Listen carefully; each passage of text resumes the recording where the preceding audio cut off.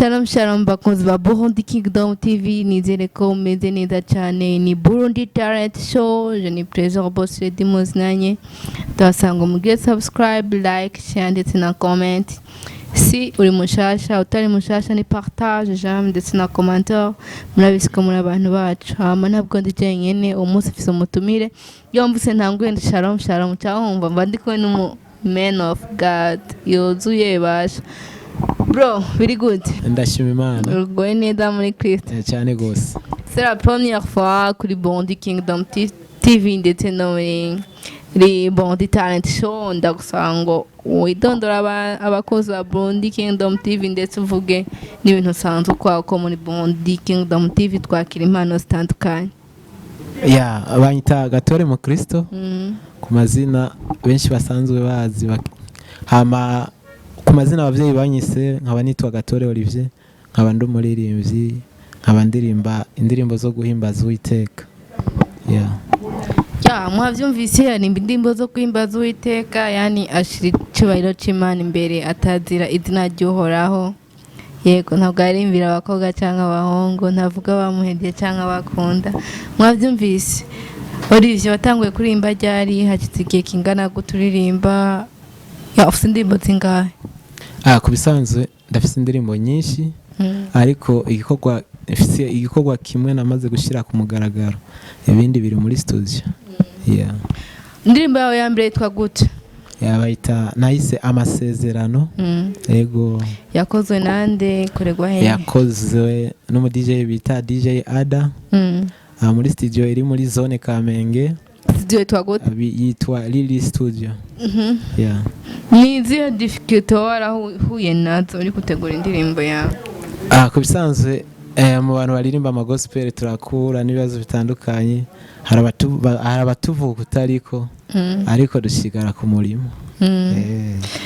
Mbaci mugani mu kirundi ngurukuru niyo nkuru. Donc imbavu ko kutariko menya ko hariho bamwe muri mwebwe bikomport ko kuntu bavuga. Birashoboka.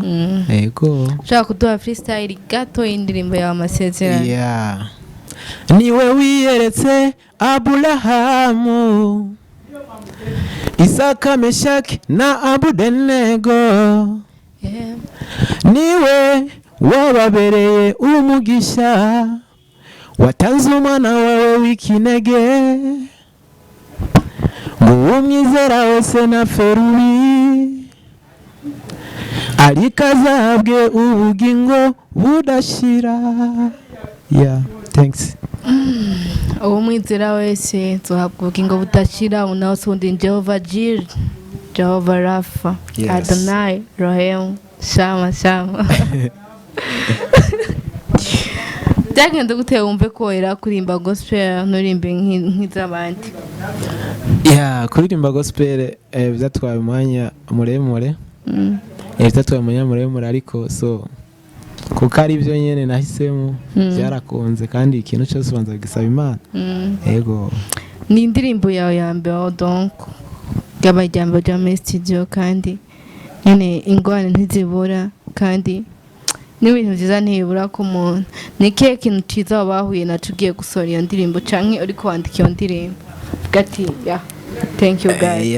Ikintu cya mbere no narahuye naco mu kwandika indirimbo hanini ntiyangoye cyane ariko narifuza kuririmbira Uwiteka. Hari abantu benshi nababwira abana jewe ndifuza kuririmba indirimbo y'Imana imbaza Uwiteka. Hari benshi bamfashe mu mugongo, hari benshi bampaye impanuro zitandukanye n'abandi bamponze. Urabizi nawe. Nyine bavuga ntuzi kuririmba iki ni kimero plus important nuko kugira ko haje muri wewe mukagenda ukarondera mu producer amakagukorera umutende dan ugaha message abantu suko biba bintu. Twagenda tugenda muri via music yawe tukatuja mu buzima busanzwe. Wavukiye hehe? Ufite abavyeyi bose muvukana muri abana bangahe? Jewe navukiye mu ntara ya Kayanza. Ego. Kayanza rero hakubereye abastar. Ego ni nka bose navukiye mu ntara ya Kayanza komine Butaganzwa.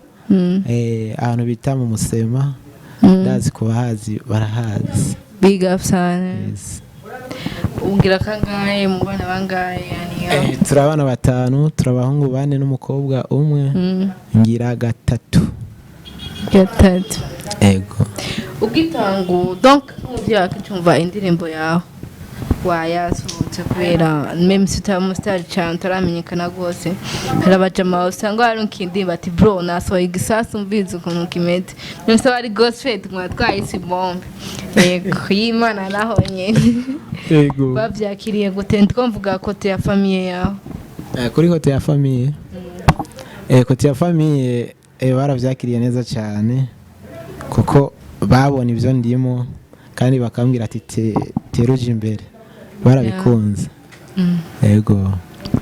Bakunzi ba Burundi Kingdom TV ni Burundi Talent Show, wifuza kwambara neza impuzu nziza ni Pretty Shop, wifuza amafoto meza ndetse igomwe ufite mariage, dote, anniversaire, diplome ni muri Mpamba House, murahawe ikaze. Icyo ni gitoyi cyane. Olivier Preza. ufite umukunzi? Sa? Ufite umukunzi? Yani ufite umushehe? Oya nawe wari. Kubera iki? Kubera umuntu akuze umuntu ariko arafite n'ubwanwa. Erega gukura ntibarabo ku bwanwa. Gusa bivana n'ivyo wihaye. Habuze iki?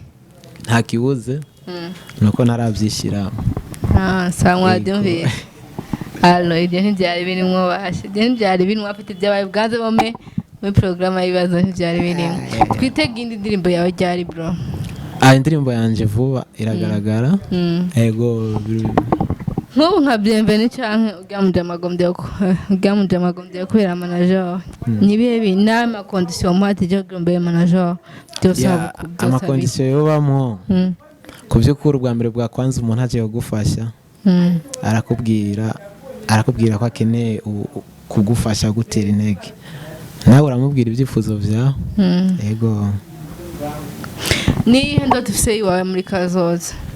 Indoto mfise muri kazoza icyambere cya kwanza ndibaza indirimbo za gospel ni indirimbo zigisha benshi kandi benshi barazitahura mu kigihe tugezemo.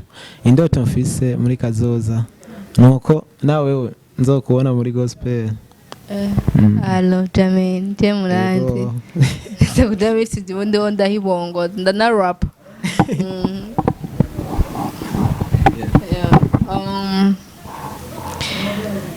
Muka tujya mu byisi niko mubyita ndiko ndagerageza kubiha isiguro ibereye mu Kirundi. Mu ndirimbo bati mwita izisi hagati ya Satubi na Fizo Emeriyo cyane ntabuze unzanye mu bintu byinshi cyane ariko ndabemera kuko n'abantu bose. Nihe ndirimbo haraho ya Fizo? Ntayo nzi. Yasatubi ayonze uri umunyakayanza cyane mukayanza dufite abarenzi bakomeye cyane bavukayo hariho bari Noji yaranditse amateka Bifes on the floor n'abandi banshi yanimbwira nk'indirimbo y'umunyakayanza aho butse aparewe aho rancanganije.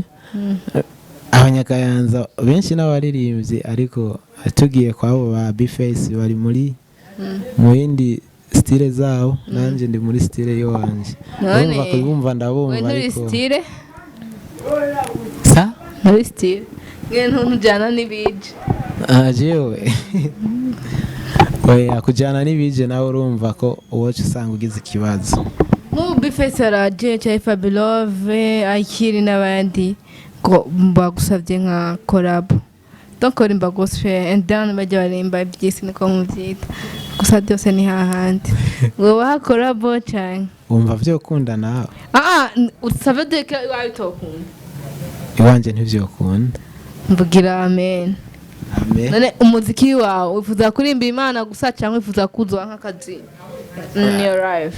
Kuririmbira Imana urumva gospel ego ni nka kujya uririmbya ukuntu kumva kuririmbira Imana nibaza ko ari byiza cyane kandi uvuze ngo ndayifata nk'akazi ariko nawe ushishira mu bindi bintu ariko kuririmbira Imana urumva ibintu winjira muri studio kubusa uratanga amahera cyangwa ugasaba ubufasha kuba bijejwe bamwe bakagufasha kandi umukozi agirwa n'imembo yego dufise Victorious team ndetse na MTC nihe timu emera muri izo zibiri gusumba izindi zose ndazemera kuko bavuga ubutumwa bumwe yego turafise Dudu tukagira na David niwe muntu wemera cyane ndetse na Bonnet mu Burundi hari abaririmbyi benshi baririmba gospel kandi benshi cyane Dodo na Apollinaire abo bandi bose nakuri ego ndabumva kandi barazi kuririmba ariko ntabo ndabona ego ariko ashobora kuvuga ati vraiment je te jure uyu muntu yaririmbye ndavuga ati je suis mwenda nezerewe cyane kamivuge mu Kirundi wa mbere naje no ikibanza kinini muri jewe sibyo cyane umuririmbyi ataramenyekana cyane sawa yego hari bizarre kuntu bakunzi ba Burundi Kingdom TV ndibaza mwabonye impano shasha cyo tubasa nuko muyiteza imbere mu supportinga yego ushaka kuvuga platform zakoresha bakazokurondera gashaka ka views cyangwa bakagira n'ibindi bintu bishakiye channel yanjye baje kuri channel yanjye ya YouTube bandike Gatore mu Kristo bagire partage na j'aime ego mwabyumvise bakunzi ba Burundi Talent Show bakunzi ba Burundi Kingdom TV ndabashimiye cyane ku bwa time yanyu mwaretse basha mukaraba iyi interview cyukuri yari amateka adasanzwe kongera kuza ngaho imbere zanyu murabizi ko tubakunda cyane ciao another day